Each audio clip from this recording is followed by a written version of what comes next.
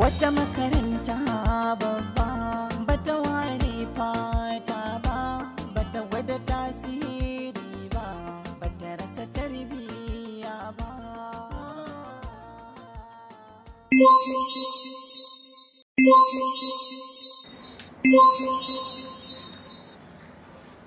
Hello Kairat.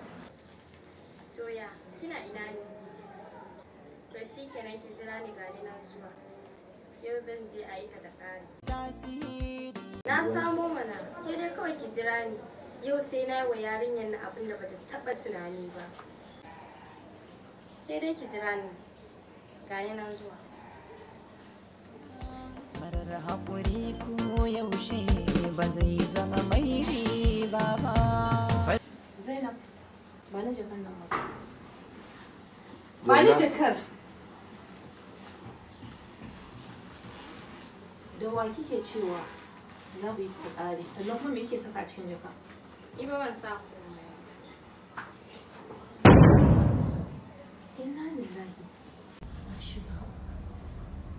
Zainab, me nake gani a cikin jakanki?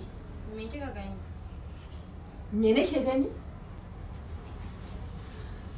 Yaushe kika fara yawo da wuka? Ni na ce miki ban san da ita ba. Bai san da ita ba.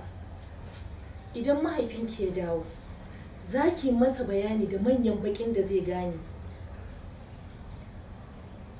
Kina ƴa mace? Kike yawo da wuka? Makaranta ma ki tafi da shi?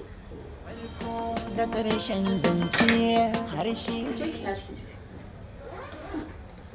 Ɗauki jakan. Maza.